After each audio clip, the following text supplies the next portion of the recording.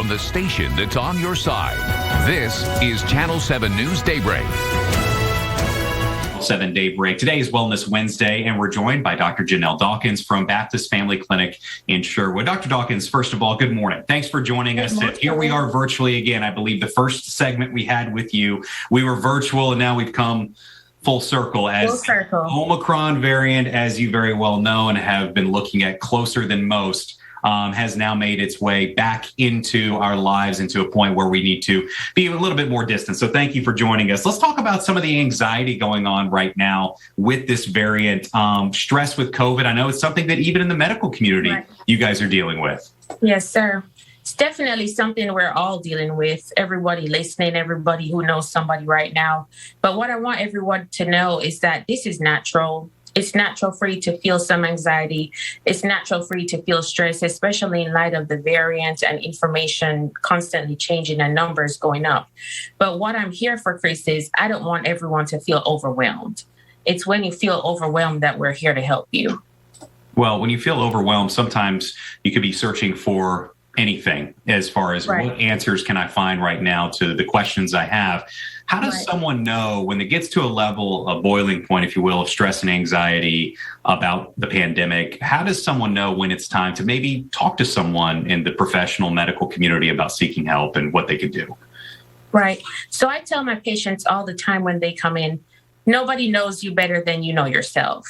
So whenever you see yourself starting to experience more headaches or feel constantly nauseous, have things like diarrhea, things like increased fear to the point that your sleep is changing, you're not interested in the things that you used to be interested in, your concentration has decreased, your appetite has changed, I want you to come and reach out to your primary care physician or just reach out to someone. We're here to help you, especially if you're experiencing thoughts of harming yourself. I've actually had a few patients who I applaud, very loudly for coming in and say, Doc, I just feel like this is the end of times. I feel like this is the end. I feel like I'm in doom days, and I'm really thinking about harming myself or worse, even harming others, and I ask them, we get them professional help at that point.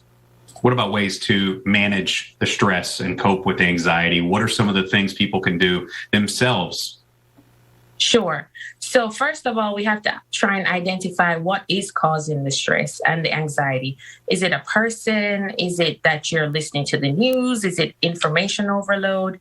So first, try and identify it, because that's how you try to solve it. Okay. Once you identify it, then try and control it.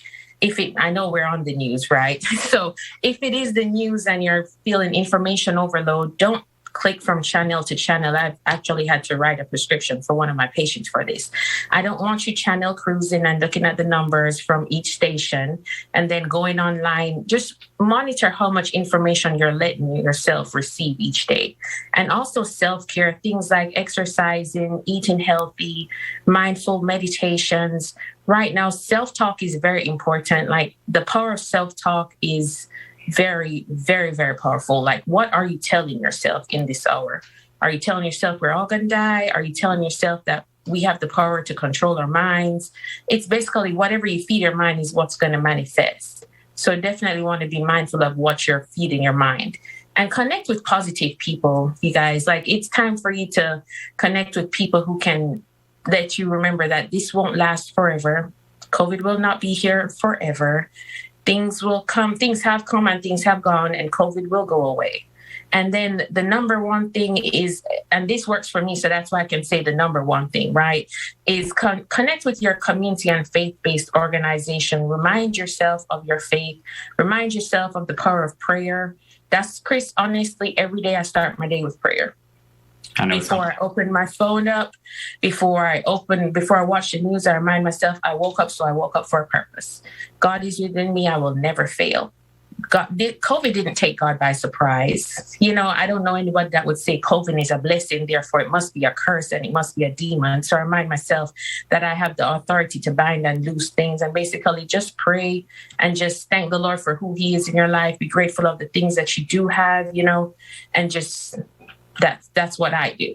Well, that is certainly some strong affirmations and something that I know has helped you as you've navigated through this pandemic as a healthcare worker on the front lines, even in the beginning. So thank you so much for all that you do, Dr. Dawkins. And here's the information for the National Suicide Prevention Lifeline. And then we also have the information for the Baptist Health Line. Dr. Dawkins, thanks again. And we'll talk with you next time. Have a great day.